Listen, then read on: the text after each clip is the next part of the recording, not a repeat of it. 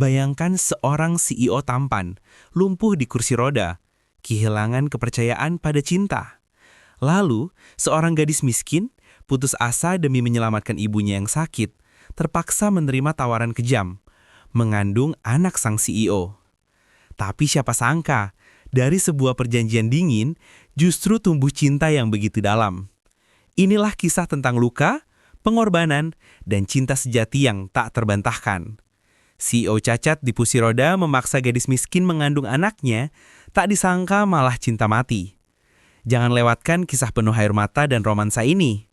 Hujan deras malam itu membuat Aruna, seorang gadis miskin berusia 21 tahun, berlari terburu-buru di jalanan kota. Bajunya sudah basah kuyup, sendal bututnya hampir putus, dan di tangannya tergenggam surat tagihan rumah sakit ibunya. Ibunya sudah berbulan-bulan sakit ginjal, dan Aruna bekerja serabutan demi biaya perawatan. Namun hutang semakin menumpuk, sementara uang yang ia hasilkan tidak pernah cukup.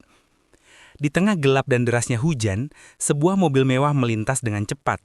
Aruna terpaksa mundur ke pinggir jalan, namun licinnya aspal membuatnya jatuh. Mobil itu berhenti. Dari dalam, seorang pria tampan dengan aura dingin turun. Adrian Pratama, seorang CEO muda yang dikenal kejam sekaligus dingin, duduk di kursi roda. Tatapan mata Adrian tajam, penuh kedinginan yang seakan menusuk tulang. "Kenapa berdiri di tengah jalan seperti orang bodoh?" Suaranya rendah, penuh wibawa. Aruna menunduk, menahan tangis. "Maaf Tuan, saya tidak sengaja. Saya hanya terburu-buru." Adrian menatapnya lama. Ada sesuatu pada gadis ini yang berbeda. Meski lusuh, matanya menyimpan keberanian. Dan malam itu, tanpa disangka, Adrian menyuruh asistennya membawa Aruna ke rumah sakit pribadi. Ia tahu gadis itu menyimpan masalah besar. Beberapa hari setelah kejadian itu, Aruna dipanggil ke kantor Adrian. Ruangan megah dengan jendela besar memperlihatkan kota Jakarta dari ketinggian. Adrian duduk di kursi rodanya, menatap gadis itu dengan ekspresi tak terbaca. "Aku tidak suka basa-basi. Aku ingin kau melahirkan seorang anak untukku." "Apa maksud Tuan?"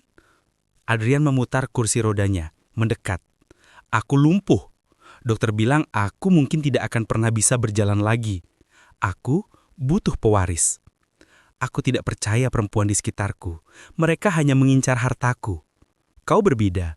Kau miskin, kau tidak punya apa-apa. Jadi kau tidak punya alasan untuk mengkhianatiku." Aruna gemetar. "Tuan, saya bukan barang. Saya tidak bisa." "Sebagai gantinya, aku akan menanggung semua biaya rumah sakit ibumu, semua kebutuhan hidupmu, dan menjamin masa depanmu. Kau hanya perlu mengandung anakku." Hati Aruna bergejolak. Harga dirinya menolak, tapi wajah ibunya yang terbaring sakit terus terbayang. Air mata jatuh. "Kalau itu satu-satunya cara, saya rela." Hari-hari Aruna berubah drastis. Dari gadis miskin yang tinggal di rumah reyot, kini ia tinggal di mansion megah milik Adrian. Semua kebutuhannya terpenuhi, tapi ia merasa seperti burung dalam sangkar emas. Adrian tetap dingin. Ia memperlakukan Aruna bukan sebagai istri, melainkan sebagai alat untuk melahirkan pewaris. Namun seiring waktu, Aruna mulai melihat sisi lain dari pria itu. Meski kasar dengan kata-kata, diam-diam Adrian selalu memastikan makanan kesukaannya ada di meja.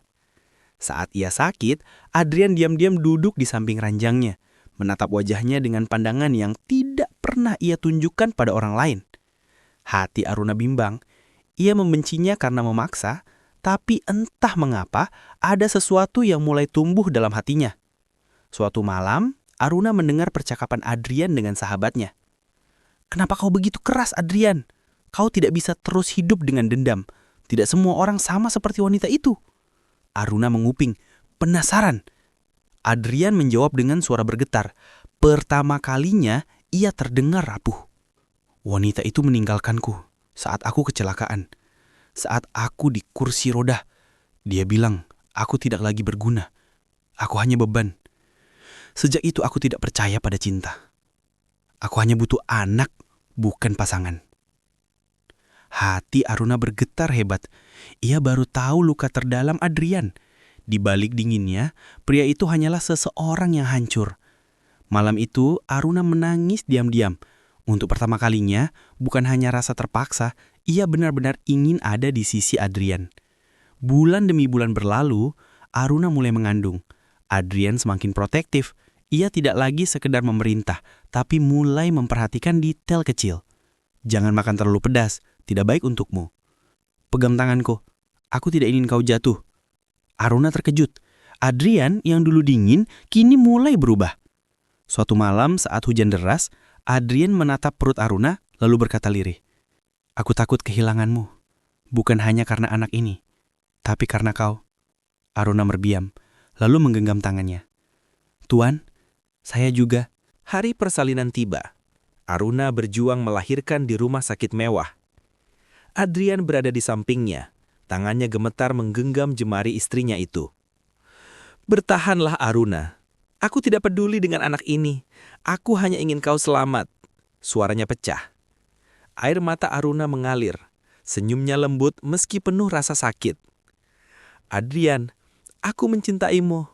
Terima kasih sudah memberiku arti hidup." Tangisan bayi terdengar. Aruna berhasil melahirkan. Adrian menangis sejadi-jadinya, memeluk istri dan anaknya. Sejak hari itu, Adrian berubah total. Ia tidak lagi CEO dingin tanpa hati. Bersama Aruna, ia belajar kembali percaya pada cinta. Dan cinta mereka bukan cinta biasa, melainkan cinta mati. Cinta yang lahir dari keterpaksaan, namun berakhir dengan pengorbanan dan ketulusan yang abadi. Tamat.